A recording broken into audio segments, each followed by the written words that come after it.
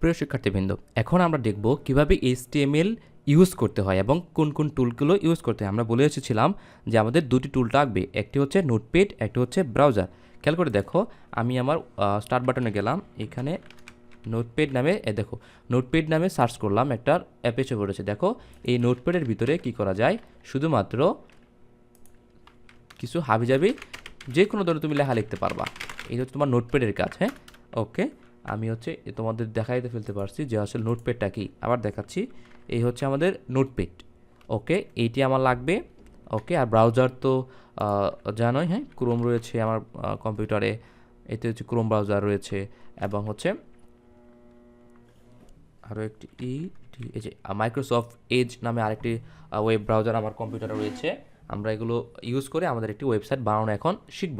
ওকে, তো শুরুতেই আমি আমার একটি ফোল্ডার ওপেন করে নিলাম। আচ্ছা, এটা তোমাদের আগের পর্বে বানিয়ে দেখেছিলাম, ডিলিট করে দিলাম।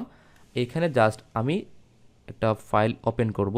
ওকে, খেয়াল করে দেখো, আমি যখন এই ফাইলটা ওপেন করেছি দেখাচ্ছে কি এটা কোন ফরম্যাটে রয়েছে, এখন টেক্সট ফরম্যাটে, মানে হচ্ছে জাস্ট লেখালেখির ফাইল। কিন্তু না, আমি সেটা টেক্সট ফরম্যাটে রাখবো না। ওকে, আমি এটা নাম দিলাম হচ্ছে class2.html। .html এর অর্থ হচ্ছে আমি যে class2 নামে যে একটি ফাইল বানাচ্ছি সেই ফাইলের এক্সটেনশন হচ্ছে .html। এক্সটেনশন মানে হচ্ছে, তোমাদের একটু আলোচনা করি এক্সটেনশন কি। এক্সটেনশন মানে হচ্ছে একটি বস্তু বা একটি ফাইল কোন ধরনের, একটি ফাইল কোন ধরনের, যেমন আমরা যখন ছবি দেখি, ছবিগুলো সাধারণত কিন ফরম্যাটে হয়, জেপিইজি ফরম্যাটে হয়, বা হচ্ছে আমরা যখন ভিডিওগুলো দেখি তখন সাধারণত MP4 ফরম্যাটে হয়। যখন আমরা যখন আমরা অডিও গান শুনি তখন সেটা MP3 ফরম্যাটে হয়। তুমি দেখবা প্রত্যেকটা ফাইলের শেষে লেখা থাকবে হয় জেপিজি মানে হচ্ছে ছবি, MP4 তার মানে ভিডিও,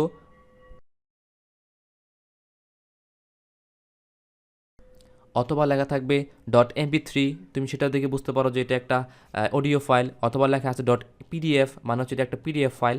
ঠিক সিমিলারলি একটা নামের সাথে যদি লেখা থাকে .html, তাহলে আমার কম্পিউটার বা ডিভাইস বুঝতে পারে বা ব্রাউজার বুঝতে পারে যেটা একটা ওয়েবসাইটের ফাইল, এবং সেটা কিভাবে, এবং ব্রাউজার সেটাকে আইডেন্টিফাই করে নেয় যে এটা একটা ওয়েবসাইটের একটা ফাইল।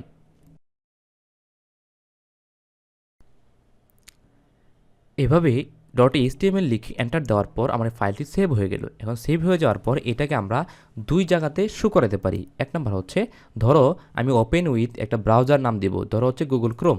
তাহলে হচ্ছে আমি দেখো, আমি যদি গুগল ক্রোম দিয়ে সেটাকে রান করাই বা ওপেন করি, তাহলে আমি দেখতে পাবো সেখানে ব্ল্যাঙ্ক, একটা কিচ্ছু দেখা যাচ্ছে না, জাস্ট খালি সাদা হোয়াইট একটা ব্যাকগ্রাউন্ড দেখা যাচ্ছে, আর কিছু দেখা যাচ্ছে না। কারণ হচ্ছে আসলে আমি আমার ওয়েবসাইটের ভিতরে কোনো ইনফরমেশন দেই নাই। আচ্ছা, এটাকে আমি ছোট করে এখানে রেখে দিলাম। এই সেম এই কনসেপ্টটাকে আমি আবার শো করাইতে পারি, বা হচ্ছে প্রিন্ট করাইতে পারি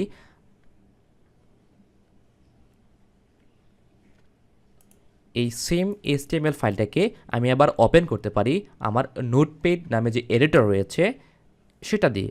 ধরো এই যে আমি ওপেন উইথে ক্লিক করলাম, এখানে দেখা যাচ্ছে ওপরগুলো ব্রাউজার, এই যে নিচে আছে নোটপ্যাড, আমি নোটপ্যাডে ক্লিক করলাম, দেখো নোটপ্যাড এসে আমার চলে এসেছে। এই নোটপ্যাডটা আমি বড় করে দেখাচ্ছি। নোটপ্যাডের ভিতর কী করা যায় তুমি জানো, এখানে কিছু হাবিজাবি লেখা যায়। তো এই লেখালেখির পূর্বে আমরা কয়েকটা জিনিস সম্পর্কে একটু ধারণা নিয়ে নিচ্ছি। হ্যাঁ, একটা হচ্ছে ট্যাগ। HTML আমরা যেই HTML আমরা যে কিওয়ার্ডগুলো ইউজ করব, এইগুলো কিছুক্ষণ পর পর বারবার লাগবে, আমি এই জন্য একটু আলোচনা করে নিচ্ছি এক্সট্রা। হ্যাঁ, এক নম্বর হচ্ছে ট্যাগ। ট্যাগ কি? ট্যাগ হচ্ছে HTML ভাষায় এক একটা কাজের জন্য ব্যবহৃত কিওয়ার্ড। সাপোজ এই যে দেখো অ্যাঙ্গেল ব্র্যাকেট লিখেছি, অ্যাঙ্গেলের ব্র্যাকেটের ভিতরে এক একটা করে ওয়ার্ড থাকবে, এই প্রত্যেকটা ওয়ার্ডের এক একটা মিনিং রয়েছে। এভাবে আরও হতে পারে, এগুলো আমরা বিস্তারিত ব্যাখ্যা পড়ব।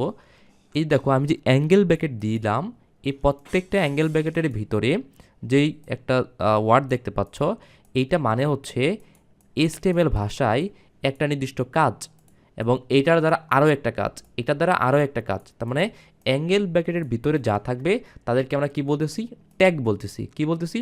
ট্যাগ। এই ট্যাগের আবার রয়েছে দুটি অংশ। একটি অংশ হচ্ছে ট্যাগের স্টার্টিং বোঝায়। খেয়াল করে দেখো যে আমি HTML লিখেছি, এটা মানে হচ্ছে HTML এখানে শুরু হয়েছে এবং এইটা কিছু, এটার ভিতরে অনেক কিছু লিখলাম মনে করো। লেখার পর তোমাকে আবার লিখতে হবে অ্যাঙ্গেল ব্র্যাকেট।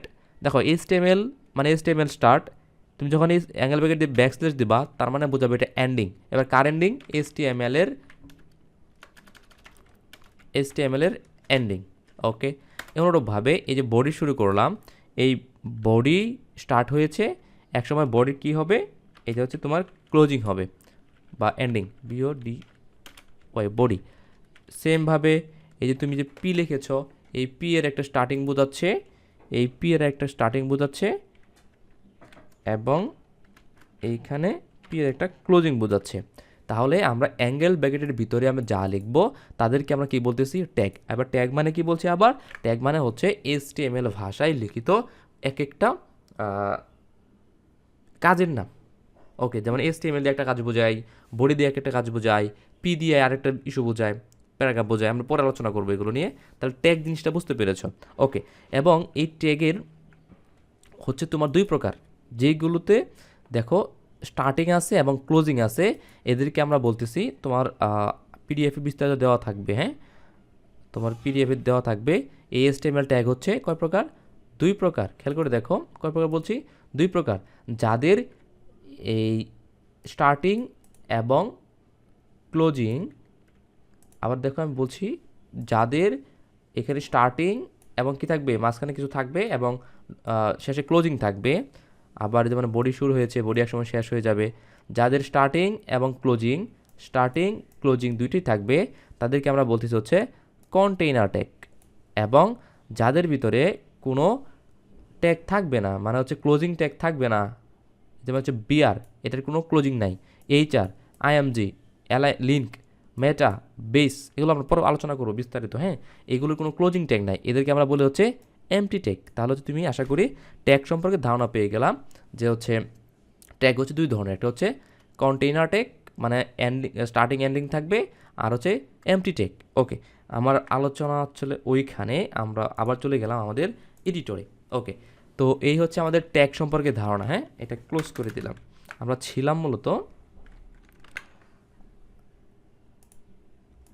ছিলাম হ্যাঁ এই ফাইলটাতে। এইখানে আমরা এটাকে রান করেছি কি দিয়ে? আমাদের গুগল ক্রোম দিয়ে। ওকে, তো গুগল ক্রোমের ভিতরে আমার এখনও কোনো ফাইল নেই, তো এটাকে আবার ধরলাম, ওপেন উইতে গেলাম। ওপেন উইতে যাওয়ার পর আমি জাস্ট এইখানে,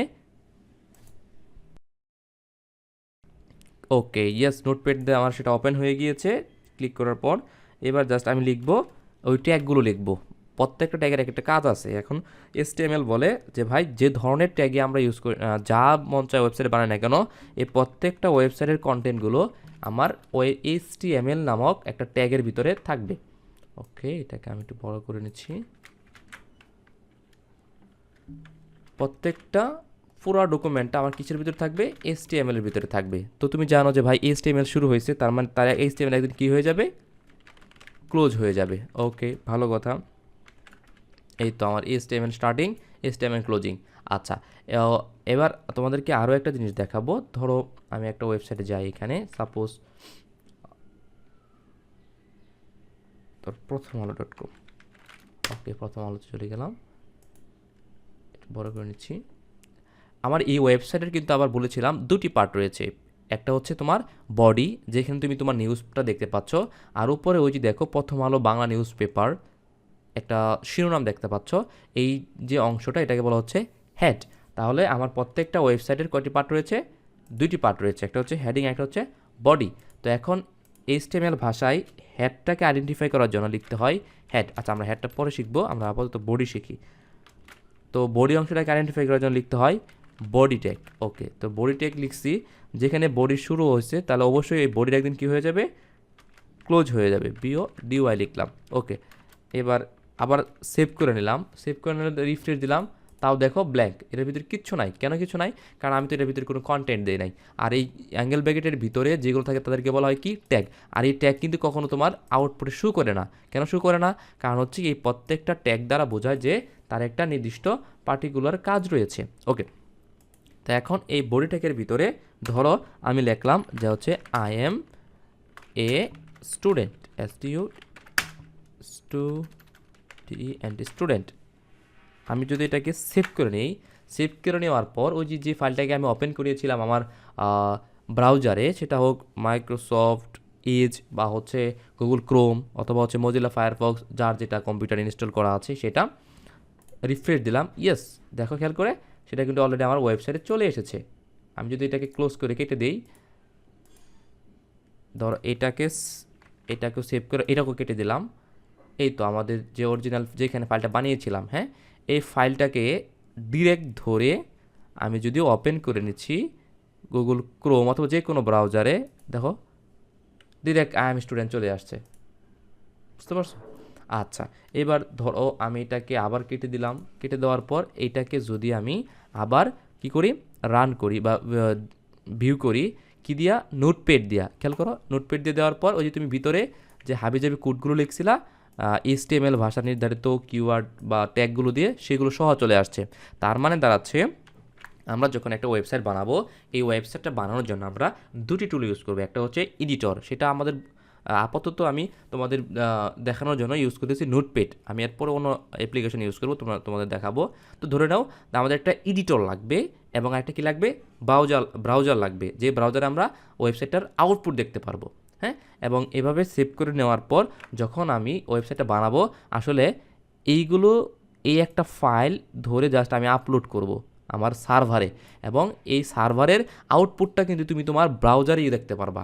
এবং যে ডেভেলপার ওয়েবসাইটটা বানাবে সে কিন্তু কি করতে পারবে, সে এইভাবে ওই ওপেন উইথ করবে এবং যে কোনো একটা এডিটর সিলেক্ট করবে এবং এডিটরের ভিতরে গিয়া সে চেঞ্জ করবে। ধরো আমি এখানে লিখে দিলাম যে হচ্ছে, আরও লিখলাম যে I am a student of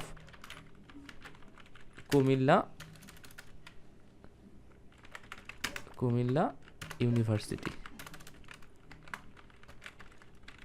ওকে, আমি যদি আবার সেভ করে নেই, সেভ করে নেওয়ার পর এটা কেটে দিলাম। কেটে নেওয়ার পর ধরো আমি জাস্ট এইটাকে আবার কিওয়ার্ড দ্বারা ওপেন করব, যে কোনো একটা ব্রাউজার দ্বারা। ওকে, ওপেন উইথ গুগল ক্রোম করে দিলাম। দেখো আমি যে আপডেট করেছিলাম সেটা অটোমেটিকলি আপডেট হয়ে গিয়েছে। তাহলে আই এম এ স্টুডেন্ট একটু লেখা ছিল, এরপর এবার আমি সেভ করে একটু বাড়তি দিয়েছি অফ কুমিল্লা ইউনিভার্সিটি, সেটাও দেখা যাচ্ছে। আশা করি একটি ওয়েবসাইট কিভাবে বানাইতে হয় এবং HTML-টা কীভাবে কাজ করে তোমরা এবার স্পষ্ট ধারণা পেয়ে গেছো। ইনশাআল্লাহ আমরা আগামী পর্বে আরও ধরে ধরে আমরা প্রত্যেকটা ট্যাগের কাজ এবং এক্সাম্পল সহ শিখব। ধন্যবাদ সবাইকে।